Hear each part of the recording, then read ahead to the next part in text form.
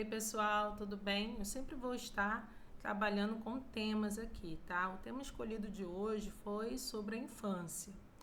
Por quê? Porque geralmente no segundo nível, terceiro nível, dependendo do livro que o professor trabalha, né, com o aluno, ele vai trabalhar sobre jogos, brincadeiras, sobre esse tipo de vocabulário, ok? Eu gosto muito de trabalhar com imagens. Algumas não estão tão atualizadas, mas o professor ele poderá aí estar atualizando, né?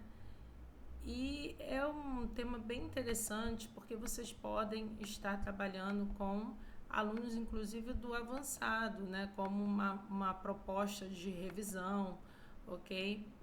E é bacana porque vocês poderão estar falando um pouco, né, sobre a infância de vocês, perguntando da infância do aluno, o que ele costumava fazer, é, que brincadeiras ele não gostava ou que ele se identificava mais. A gente sabe que a gente também pode explicar a diferença entre brincadeiras e jogos, né? Porque quando se fala em juegos em espanhol, dá uma ideia de que sejam as brincadeiras em português, enquanto que a gente tem essa diferença, né, bem marcada do que é um jogo, que geralmente é um jogo de mesa, né, ou um bafinho, como vocês estão vendo, um jogo da peteca, e quando é realmente uma brincadeira, ok? Como a brincadeira do passa-anel, o pega-pega. É interessante também falar que o professor, se ele já trabalhou com vocabulário de animais, ele ou pretende trabalhar, ele pode falar sobre Mamãe Posso Ir, que é uma brincadeira da década de 80, 90, em que as crianças pediam, né, para um que representasse o pai ou a mãe. Para chegar a esse pai e essa mãe, deveria fazer um passo de elefante ou dois de formiguinha. E aí o professor pode estar falando, né, sobre o vocabulário de insetos também, e é bem interessante.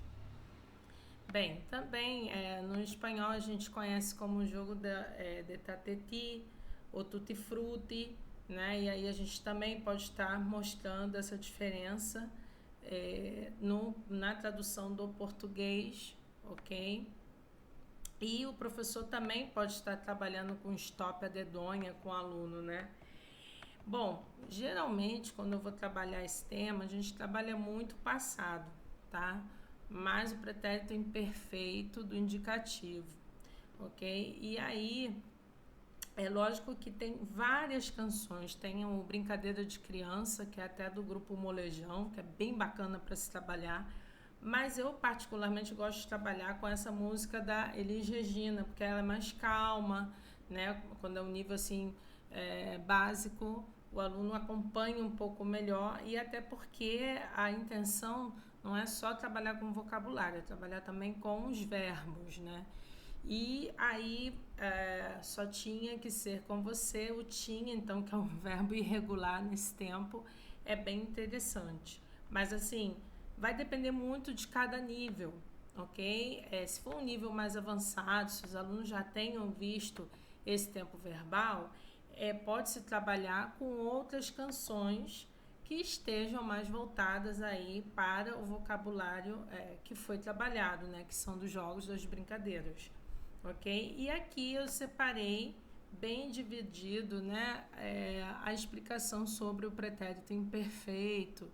E aí o professor ele vai dar a explicação dele, né? E é bem bacana também ter essa divisão, né? Principalmente com quem trabalha não só presencial, né? Que tem de repente um whiteboard em sala de aula, mas online, né? O aluno ter essa visão e o professor ele pode pedir para o aluno desenvolver essa atividade tanto na aula presencial como na aula online, né?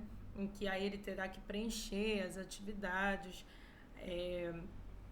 e de uma forma menos maçante, eu diria.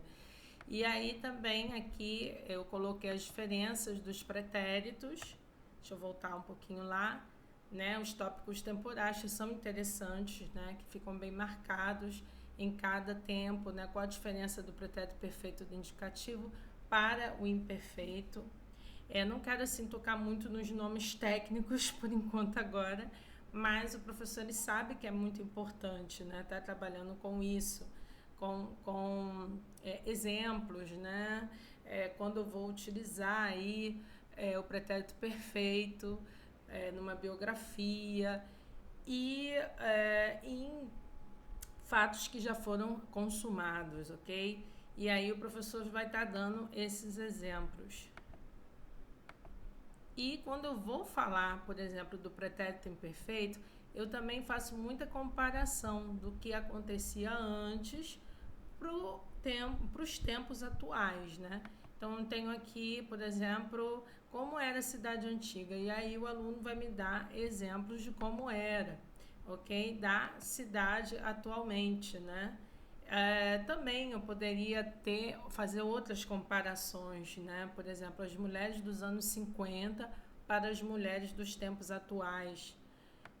E muitas das vezes o aluno ele vai dar exemplos, né? A cidade antigamente era menos poluída, tinha bonde, e aí vai dando esses exemplos, né?